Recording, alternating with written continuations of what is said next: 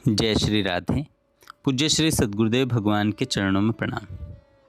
संत भगवान से साधक ने प्रश्न किया, कलयुग में भगवान की प्राप्ति कठिन क्यों प्रतीत होती है।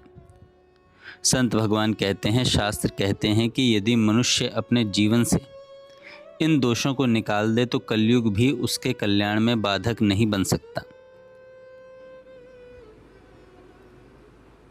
कलयुग के 4 बड़े दोष हैं। यदि इन दोषों को हम अपने जीवन से दूर कर दें तो भगवान की प्राप्ति में कोई बाधा नहीं रहती। पहला दोष है आलस्य यानी मंद। लेकिन यह आलस्य किस बात का? भोजन करने में नहीं, सोने में नहीं, संसार के काम में नहीं, बल्कि भगवान के भजन, सत्संग और साधना में आलस्य। आज मनुष्य घंटों मोबाइल चला सकता है, टीवी देख सकता है, मित्रों के साथ बातें कर सकता है, लेकिन जब भगवान का नाम लेने की बात आती है तो कहता है समय नहीं है। संत कहते हैं, राम भजन में आलसी, भोजन में होशियार, तुलसी ऐसे जीव को बार बार धिक्कार। आलस्य आध्यात्मिक जीवन का सबसे बड़ा शत्रु है। हमने ऐसे संतों को देखा जिन्होंने जीवन भर बहुत कम विश्राम किया और अपना अधिकांश समय भगवान के स्मरण में बिताया। यह उनकी शरीर की शक्ति नहीं थी, बल्कि भगवान के नाम की शक्ति थी। जैसे जैसे जीवन में सात्विकता बढ़ती है, वैसे वैसे आलस्य और प्रमाद अपने आप कम होने लगते हैं।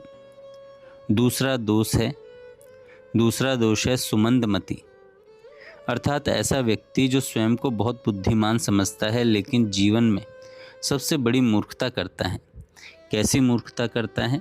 सत्संग सुनता है, महापुरुषों की बातें सुनता है, दूसरों को भी समझाता है, लेकिन स्वयं अपने जीवन में कुछ भी नहीं अपनाता। तुलसीदास जी ने कहा, एक ही एक सिखावत सभी, जपत न आप। दूसरों को उपदेश देना आसान है, लेकिन स्वयं भगवान का नाम लेना कठिन लगता है। यही सुमंदमति है। आज ज्ञान की कमी नहीं है। हर व्यक्ति जानता है कि संसार नाशवान है। हर कोई कहता है कुछ साथ नहीं जाएगा, केवल भगवान का नाम साथ जाएगा। लेकिन यदि यह बात सच में समझ में आ गई होती तो सज्जनों जीवन बदल गया होता। सिर्फ ज्ञान पर्याप्त नहीं है, ज्ञान को जीवन में उतारना ही वास्तविक साधना है। वृंदावन के महान संत पूज्य श्री मोटे गणेश जी महाराज कहा करते थे, बात करोड़ों की करते हो लेकिन साधना की पूंजी 1 कौड़ी की भी नहीं है। कितनी गहरी बात है। यदि जीवन में नाम जप नहीं, यदि भगवान का स्मरण नहीं, तो केवल बड़ी बड़ी बातें करने से कोई लाभ नहीं।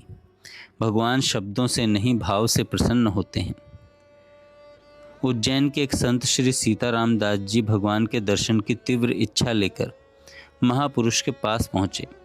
उन्हें केवल एक नियम मिला, राम नाम का निरंतर जप। कुछ दिनों बाद वे वापस आए और बोले, महाराज अब गिनती नहीं हो पाती। जैसे ही राम नाम लेता हूँ आंखों से आंसू बहने लगते हैं। महापुरुष ने कहा, अब माला छोड़ दो, केवल प्रेम से राम राम करते रहो। और कुछ ही समय बाद उन्हें भगवान की अद्भुत कृपा का अनुभव हुआ। भगवान केवल प्रेम देखते हैं। तीसरा दोष है मंद भाग्य। सोचिए, हम कितने भाग्यशाली हैं कि हमें महान संतों का सत्संग सुनने का अवसर मिला। कितने लोगों को ऐसा सौभाग्य मिलता है, लेकिन यदि सत्संग सुनकर भी जीवन नहीं बदला, यदि भगवान के प्रति प्रेम नहीं बढ़ा, यदि नाम जप नहीं बढ़ा, तो यही मंद भाग्य है।